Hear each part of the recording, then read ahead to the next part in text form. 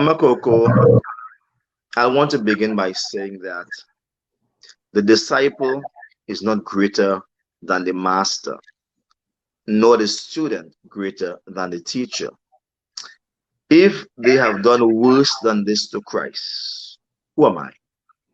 The Bible says, blessed are you when men shall persecute you and revile you and say all manner of evil against you falsely for my name's sake. He said, rejoice and be exceedingly glad. I want to submit to you tonight that the accusations that have been made against me, the smear campaign, they are all been done falsely against me, Mama Coco. Mama Coco, they have called me every single name you could think about. All right? Some of the names I wish not to mention because you have to be careful what you speak into life and to existence. Yes. But some of the most criminalized titles they have given to me. But I reject them in the name of Jesus Christ. And there is no evidence nowhere around that can say to people that I have been associated with those criminal activities.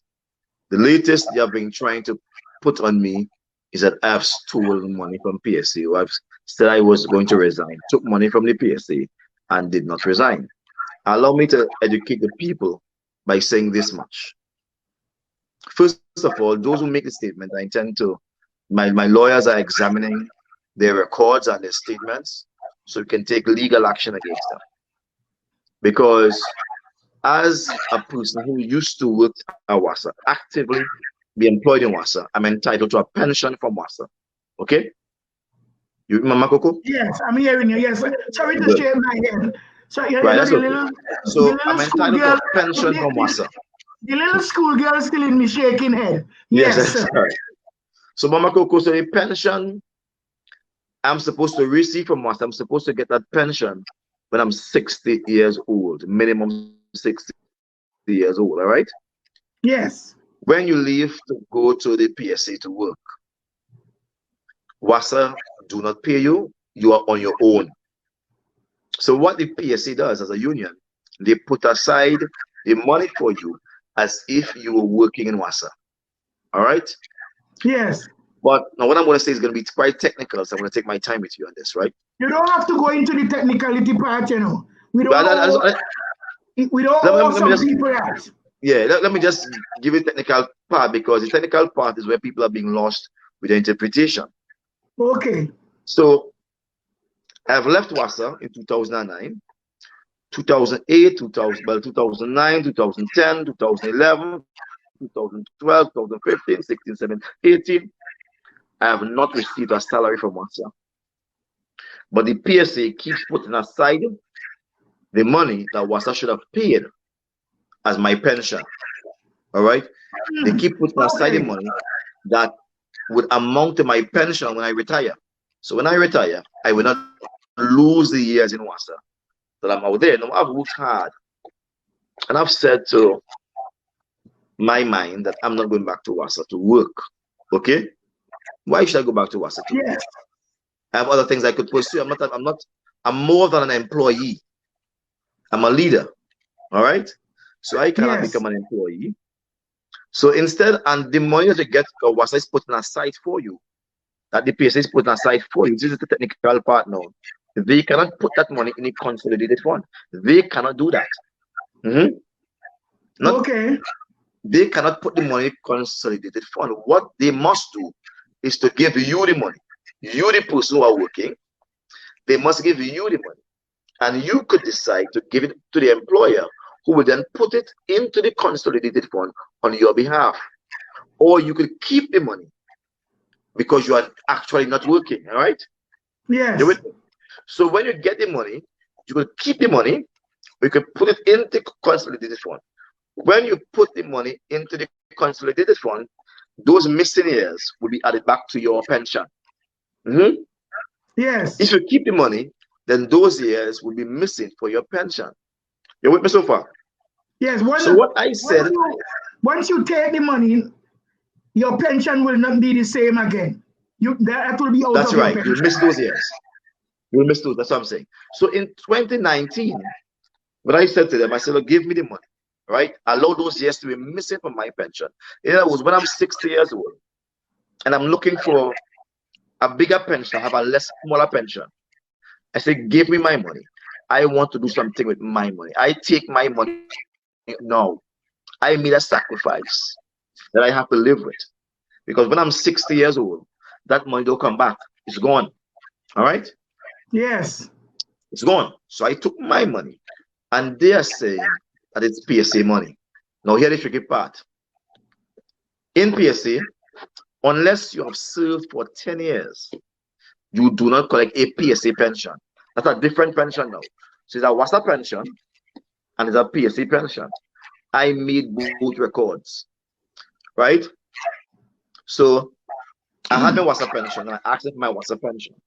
The PSA pension is, I have not collected PSA pensions yet. Okay? Yes. You with me? Yes, so I'm with you. So therefore, I'm entitled. I'm the only president apart from Jennifer Baptiste to ever make that period of time in the PSA. And so I am due for a pension. I have not collected my PSA pension. Because if I collect my PSA pension, I must resign. That's the rules. Okay?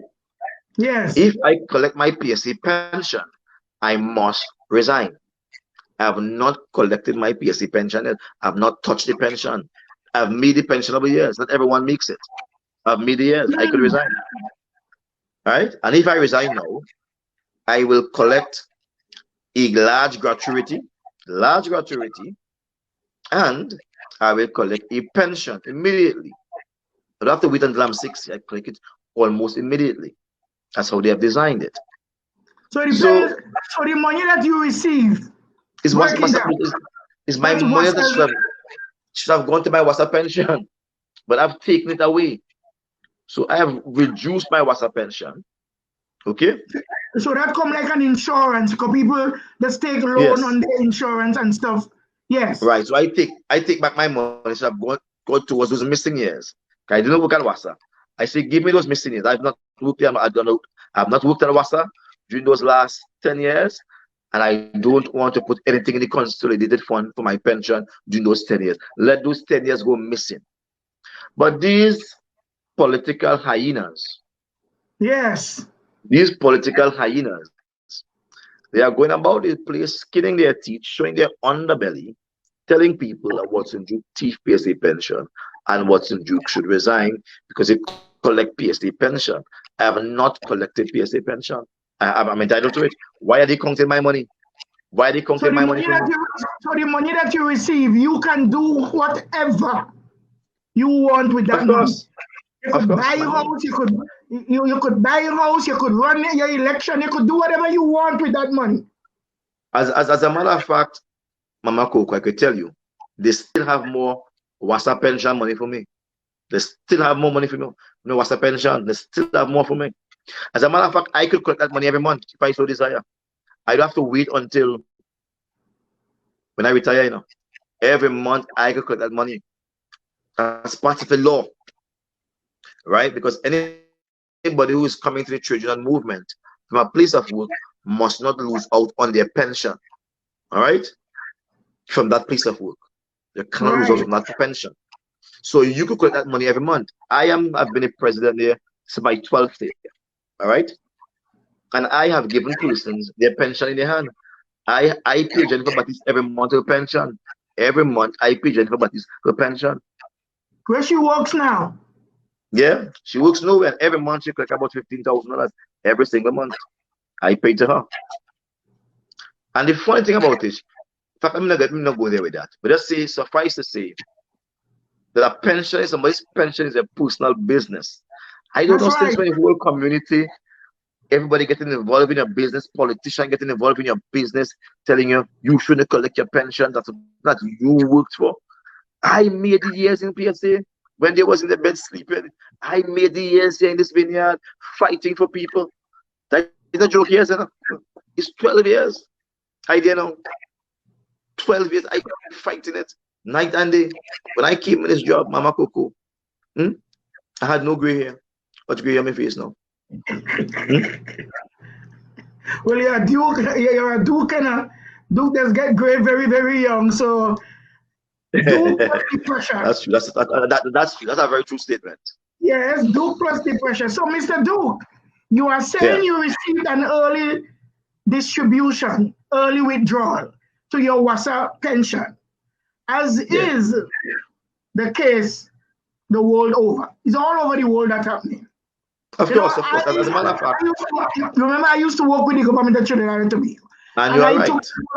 I took voluntary retirement. Yes. I have no pension to get. No, I don't have a pension to get. Because I took my money. I took my money and I leave. You're right with that. You're right with that. You're right. And that's the way it is. But there are people who are greedy. See, in a time of poverty, some people become extremely desperate and greedy. And they operate as if you are the only person who seems to be benefiting from the system. Whereas the government would have increased their pension last year to a vulgar amount. The government would have increased their pension to include housing allowance and a number of allowances. Whereas public servants have to work for some 30 years to get a pension. To the 303rd, the government only has to work for 60 months. You hear that vulgarity? The government passed a law that once you work for 60 months, once they work for 60 months, Mama Coco, every government minister collects a pension, full pension. So right now, every government, they have passed a law. Last year, they passed a law. Back in 2019, they passed a law, the government. This paid them wicked government. That once you make 60 months as a government minister or MP, once you make 60 months employment with them, then you will collect a pension. You don't have to make, whereas there are people who have worked for 30 years and 30 something and they can't get a pension. 20 years, 12 years, and they can't get a pension. They are saying, and nobody say the government does anything wrong. They have included housing allowance to their pension. There are people out there who are working hard and their allowances are not included in their pension. But the government has included their allowances in their pension. You know, when a government goes on vacation leave, a government minister, an MP, you know they get $34,000 as a vacation grant. $34,000 as a vacation grant. Furthermore, they get that $34,000 to go and enjoy yourself and live it up. And maybe they deserve it. But they should not turn the people against those who are fighting for them. When a man works for a pension, stay off a man pension. I something a man earn, a man work for that, and you behave as if it's a gift. It's not a gift. It's not a gift. Not a gift. It's something you work for, something you earn. It's a basic, fundamental right. I want to read what Mel's is saying here now. Melvin, your family is saying, for instance, I work for the city government and I am fully vested to receive pension as early as 57 years of age. Very good. Then I move, which she has so many years to go. Kind of jealous me for her. At 57. Then I move to the private industry and I have a 401k, which I have the right to stop if I want to. Yes. It is very similar to Mr. Duke scenario. True. It is sad. Bring it back, please. I'm not done reading Tracy's stuff. It is sad that this is foreign to the people of Tobago. It is foreign. We don't know anything. Yeah. We are living in darkness, like people living like dogs until they have to wait till they're 65 before. And you know what the government does, Mama Coco? They have to wait till they're 65 to fix the house. They didn't know that they could have asked for early pension. No one knows anything. Yes. Mama Coco, the government goes into the pension fund. Before you talk, Daily Pay have that right too? Daily Pay doesn't have a pension from the government. They have to create their own pension. Except in WASA. In WASA, the Daily Pay have a pension from the government. But outside of that, the Daily Pay doesn't have that pension from the government. They have to contribute for a pension plan. They don't have a pension plan. Why that wasn't set up by the union? Well, it's not the union, it's the government. The government never see the Daily Pay workers as full-time workers. They saw them as hourly workers. They call them hourly rated workers. So if you work, you get paid. If you don't work, you don't get paid. All right. So it's a whole mental system that have used to enslave the daily paid workers. But that is changing. At the age of 65, what they call what it is give you? Gratuity? What do they call it? Gratuity, yeah. A gratuity, yeah. So can you get money out of that before you finish working? Can you take a loan on your gratuity? If it's a private plan, you could, right? A private plan, you could do that. In the government plan, the government read the fund. So the government always go into the pension fund, but there's lots of money there, and they take the money to do all kind of stuff, claiming they will repay, and they never repay. That's why so many pension funds are actually going up in flames, because the government is going into it, read it, and don't put back. That's what they do. They borrow the money from those pension funds to do things. So what are the union doing about that? Why people pay union? Don't do so much. The union could do so much. Many times the union is not even a part of the pension funds, because it's just a government controlled fund. Yeah. So why people paying pensions? Why people paying the union if the union can't make sure that people receive benefits and more loyalty and love out of? Well, the union is doing its job, right? For instance, in a consolidated fund, where there is a public services association as a trade union there, and there are other unions involved in that public fund, right, where our pension money goes to. We are not allowed to go and say, all right, we just sit on the board and say, okay, you know what, we have $10 billion here for pension, and what we are going to do with that surplus of money, because pension is something you only draw upon once you're 60. Once you make the basic early retirement, medical unfit or whatever, but you must retire to draw it. So it's really a saving plan. While you are saving teachers, what teachers has worked so hard. Same thing. They get from the consolidated fund. They get from the consolidated fund also. The teachers, the police, the prison officers, all of those persons, civil servants. They get from the consolidated. What make a politicians more powerful? Even the politicians too. They get from the consolidated fund also too. The president, she gets from the consolidated fund. And they go into that money ever so often, and they dig it out, and they don't ever put it back. So can a teacher take a loan on the pension? No, because you can't put it down.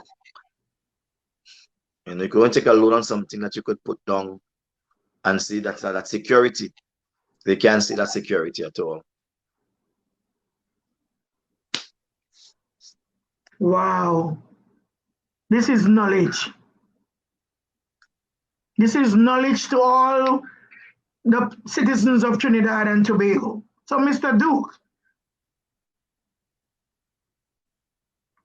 the current smear campaigns against you appear to highlight the deep financial illiteracy amongst the working class of Tobago. How do you promise to improve this financial illiteracy? Please help us out. This is a question that we want to I think we have to start discussing things like pensions and annuity and gratuity and these types of remuneration for work in school. People must begin to have financial literacy at the age of primary school all the way up to university. It's not something that should be denied the people, not just Tobago, but even Trinidad. A lot of people are not financially literate. You know, and so we have to start running classes and that, not just maths classes. It's not just accounts classes or business classes, but it must be a discipline, actually financial literacy. It's understanding what money is and how it can be used, and when you can be deprived of it and when you could access it. All those things is important.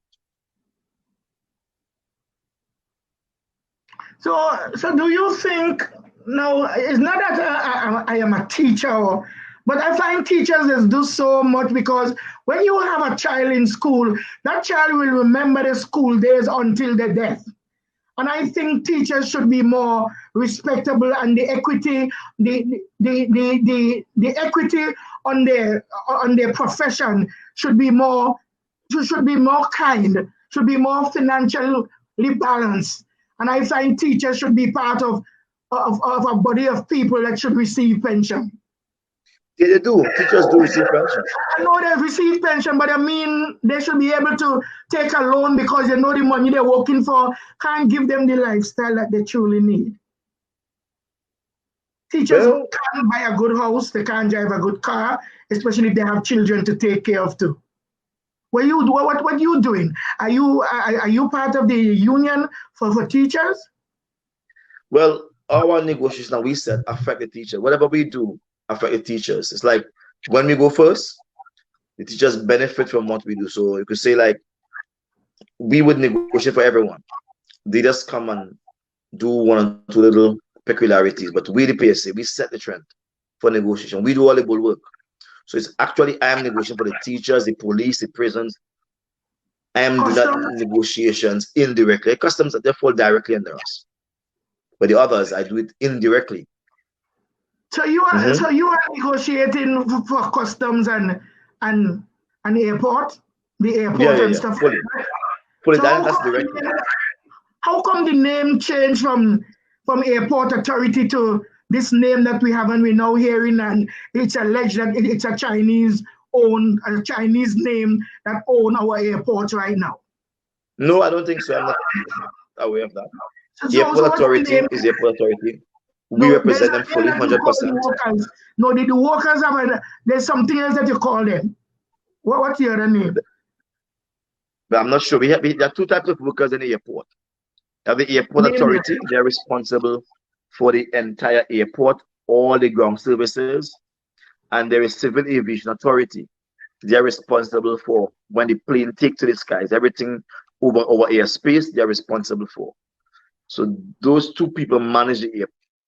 Anybody who works in the airport does so on behalf of the airport authority with the permission of the airport authority.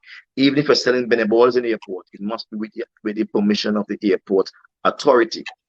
Do you think our people are educated enough concerning their legal rights and who own them and who they're working for and why we're working for them? I think no. I think how come the union sit back and allow a Chinatown in Port of Spain? Well, I would not say we never allowed the Chinatown. Chinatown came. Chinatown came long before we were even aware of it, because they have resources and they're very strategic. When they come, they don't sit around idle. They will create the association. Union are for workers. How come you guys didn't know that no, the Chinese came around and they buy the spot. They begin to buy up places on Charlotte Street, and that's where the Chinatown is. They begin to buy up places on Charlotte Street, and they have the money. Remember, they are not working for themselves alone. They will operate as a group. It's a very tight group. And when they buy up significant places in Charlotte Street, and they are now power brokers in society, they met with the mayor and they said to the mayor, okay, we have X amount of business, X amount of money on the street. We want to call it Chinatown.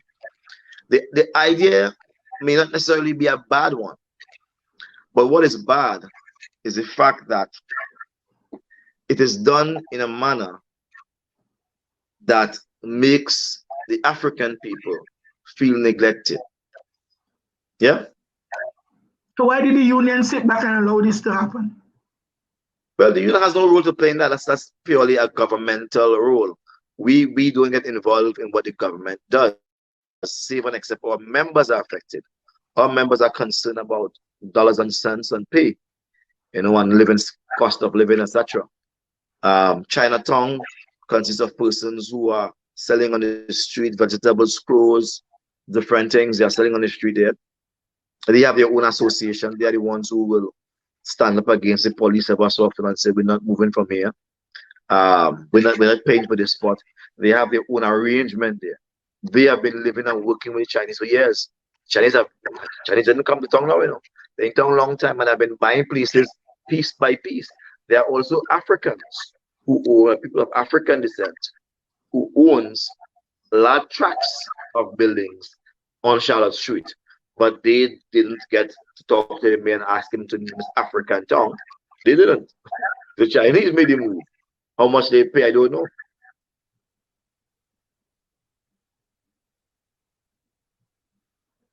Mr. Duke, what can the Tobago population expect to receive from their PDP representation in Tobago?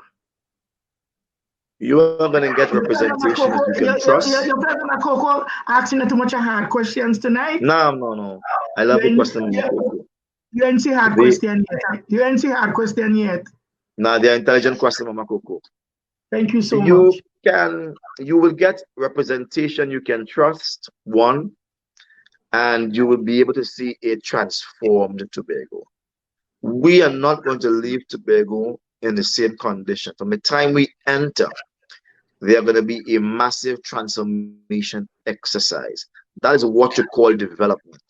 Development means that you are going to put things that were not there, all geared towards creating employment in the private sector, in the public sector, and educate the minds of the people to make use of employment in both private and public sector. So you have to educate the people. You know, you have to know what type of world you want Tobago to become. If it's an exporting world, then you have education along those lines. Whatever you want to export, to train people to be thinkers, innovators. So any private company owns anything on the airport? Not to my knowledge. I think the airport in Tobago is being built by China Railway. I think so. Right? And no one knows how they're going to operate it. But the government is big into privatization right now. And they may very well, when they finish building the airport in Tobago, say to the Chinese, look, you operate this airport. Let's have a boot or bolt. Build, own, lease, transfer. You know what I mean? Or a build, own, lease, transfer, something like boat. You know, so they may have something or something like that. You know, they do things like that. They could build it, they will own it, they will operate it, right? And the government will lease it. Sometimes they will operate it and make the money, and after particular years, the government will buy it back. That could happen sometimes, you know? So a number of arrangements could take place. We don't know what's going to take place there. So besides the government, airport, must be the devil deal. Besides the airport, how many other constructions the Chinese are building in Tobago or have built in Tobago? To your knowledge. They have built the Roxborough Hospital, which is still not open, still not functioning. Right? They have built that. They have built the Roxborough Fire Station. Right? Are you 100% sure? And the last time I checked, the Roxborough Fire Station didn't have a telephone number, a landline connected, simple things like that. So they have built one or two things. What else they have? And currently now, they are building the airport. Yeah. I think this is the year. This is the first period where I've seen that big Chinese kind of a development in Tobago. And I don't know what's the infatuation with the labor from China.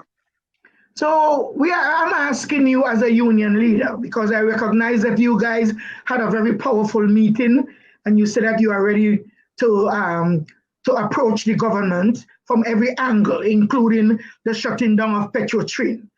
I want to know why union had us to wait until Patriots shut down. Is Patriots shut down, or what's happening with Patriots? Well, Patriots, yeah, that's totally and it's wiped off the map. There's no more a Patriots. But it's not shut down, it's no more. It's obliterated, wiped out. They now have Heritage Petroleum Company. A new name, new direction. Owned by who? Owned by who? The government of Trinidad and Tobago. It's as a company owned by the government of Trinidad and Tobago, but it doesn't have the same arrangement as the government had with Petrotrin. People are paid far less. There's no job security there. Persons are working month to month, maybe, you know, and they're no longer processing oil or gas. We are going to get you to come back. Can you come back to us next week, Wednesday? We're going to have a 1 hour show. Mama Coco, I'll get back to you. I have to consult my wife. She's in bed sleeping right now. I have to consult my wife. It's 2 Wednesdays back to back. I like that you are consulting your wife. It's not next week. Next week would not be 9:30. Next week would be our original time, our 8:30. We just want you back because we want to know what's happening with our port in Port of Spain and our port in Tobago. Definitely. Can you give us a little hint now about the port, because we have another question here for you. Well, the port in Port of Spain has been the subject of cabinet's attention, and they have done a report on it. And the report they have said is the port should be privatized.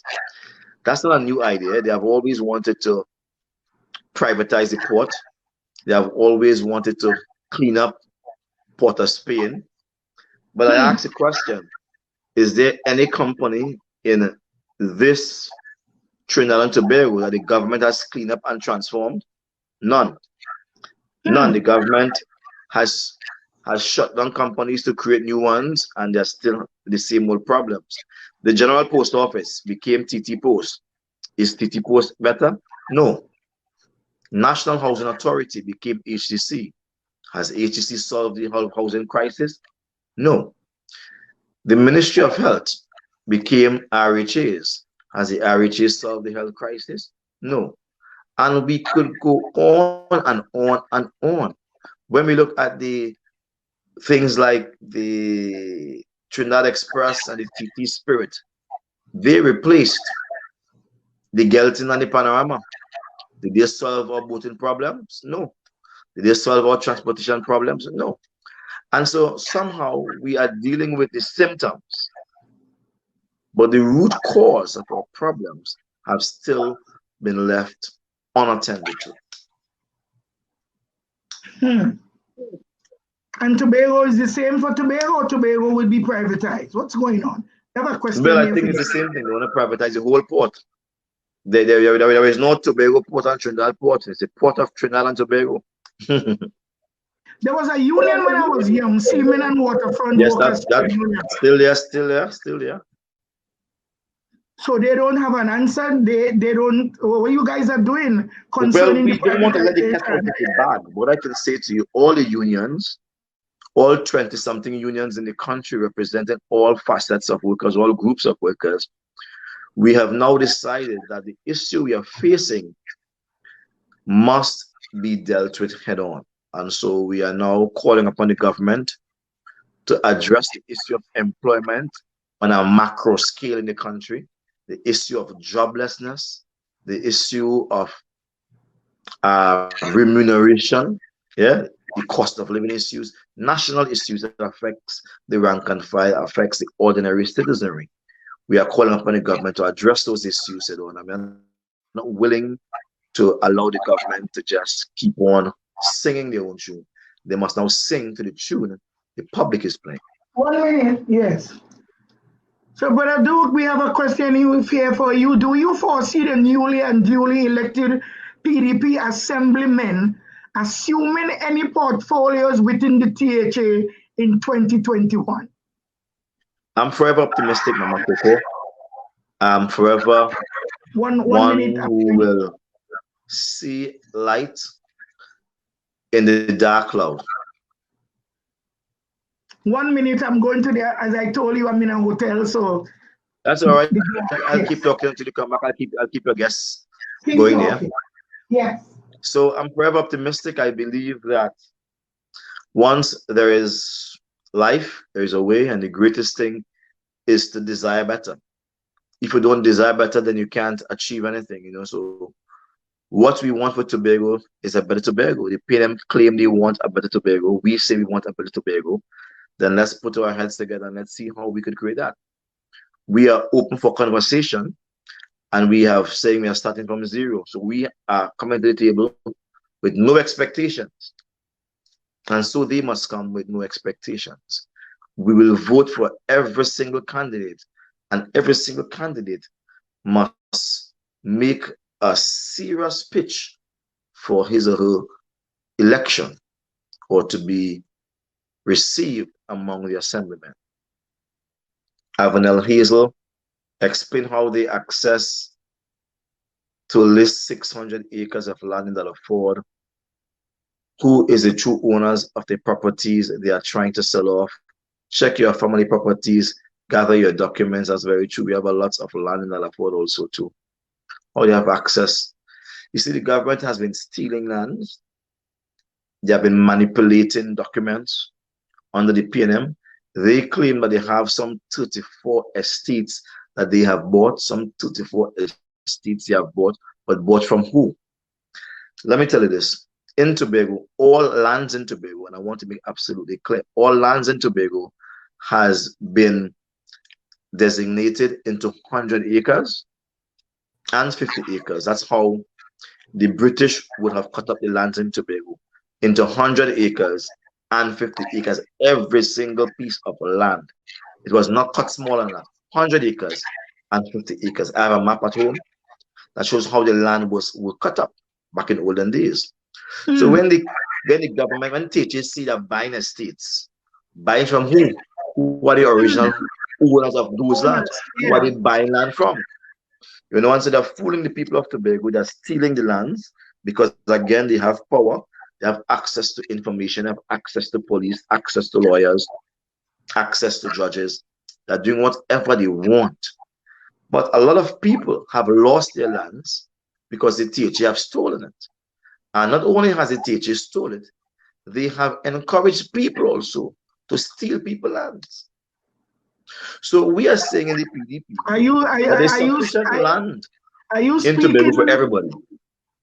Are you speaking allegedly, or are you speaking because you have evidence to prove that they are stealing people's property? Well, they are stealing the lands because those lands are owned in the name of people.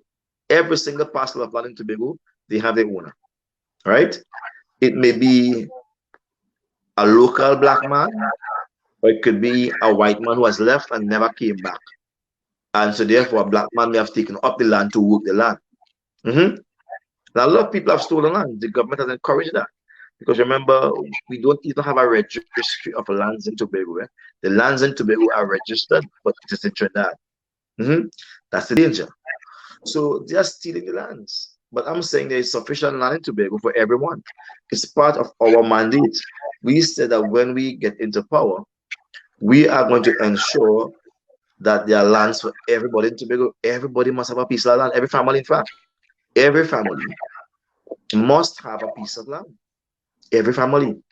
Would you have enough land to do that? Would you have enough land to do that and still preserve our yeah. Because a family is not 4 people, nor is it 6. You know, the Pantin family, the Duke family, the Melville family, the Jason family, the Blackman family, you know, whoever family it is, they're all interrelated, and the parcel of land is not going to be a lot.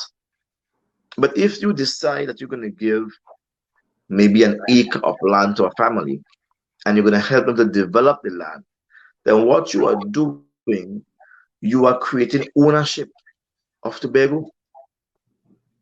You know how much land my 4 parents would have acquired through estate, through cultivating estate? A lot of land. Land all over Tobago. Your 4 parents too, Tobagonians are landholders. They know land. Every single Tobagonian parents would have land. There's no Tobagonian here who born and bred and grew here. that can see they don't have land. But the thing is, lands are not properly documented. And that's for a particular reason. They want to steal the lands. So we intend to have all lands properly documented and go back into the books and ensure that people are given the land that belong to them. And if not, people who are there, they pay for the land, and we have land accessible for everyone. Someone is speaking about Cove Industrial Estate, which transformed into a residential area. Why didn't they build government houses there in the beginning under the belt activities under this red team? You understand that question? The Cove Industrial Estate is an industrial estate. I'm not sure what were the geographical findings to put it there, but there are lands sufficient lands in Tobago where we can build houses for every single one. And the government can build houses for every single person, Mama Coco, every single person. The truth be told is that while some folks are good at building their houses, some folks do not have the wherewithal. And so it's time that the governments return to build affordable homes. The word I use is affordable homes. Homes must be based on the CPEP worker salary, should be based on the URP man salary. If the URP and the CPEP worker cannot engage in a rent-to-own arrangement, then you are not building homes for those people of Tobago. Because a large sector of our society are engaged in make work, URP, development, things like that, all right? We have to ensure that those persons who are working for 3,000 a month, those persons who are working for 1,800 a month, they could afford a home. So how do you engage in ensuring that the weakest among us, financially weak among us, that they own a home? It's very challenging. And so it forces the government to build low-cost housing for people. So the CPEP worker who is working for like 1,800 a month, well, 1,500 a month, can live in a home. How do you do that? You have to build homes that are reasonable. Maybe a CPEP worker should not be allowed to pay more than 500, less than 40% of the salary rent. Why are we just thinking about if they can't draw more than a we have to pay them more money.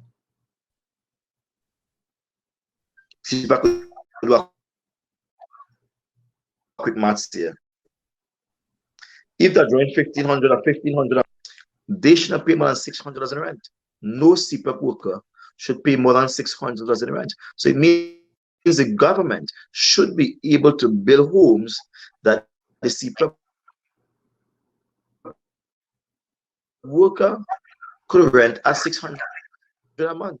Unless the government is doing the first place, no one should be paid salaries like that. So we're not going to build any 600 low-cost house. Low-cost house are toilets.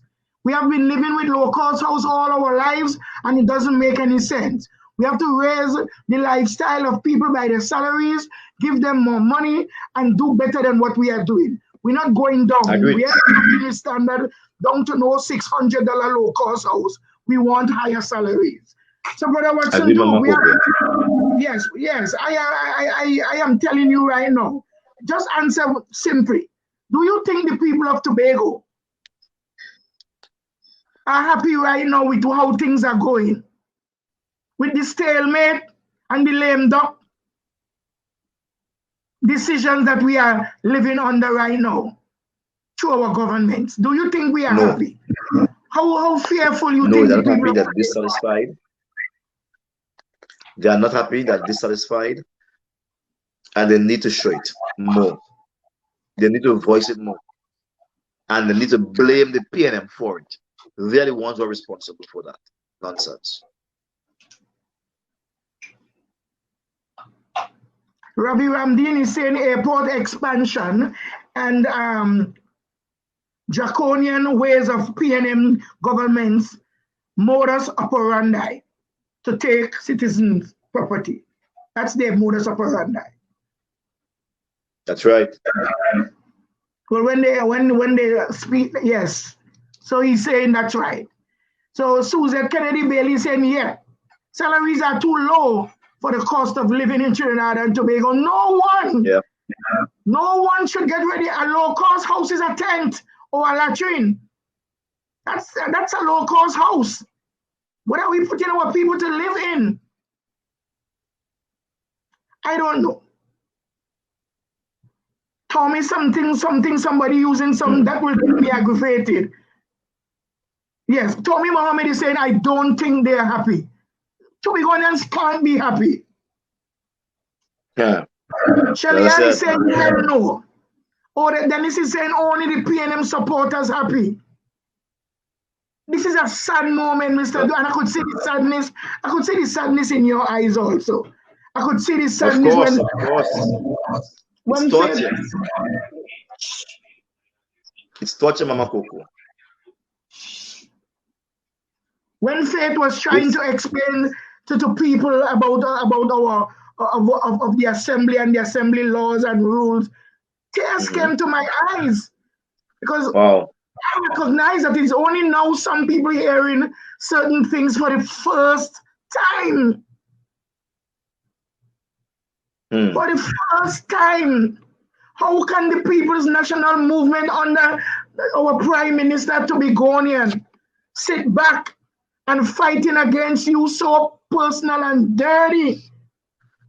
Someone who is fighting for his people, for the betterment of Tobago. I cannot understand. Nadine Benjamin saying no, they are not, but afraid to speak out for fear of victimization. Facts.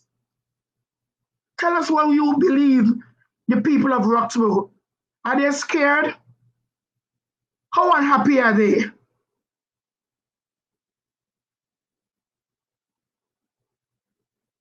Brother Duke is frozen.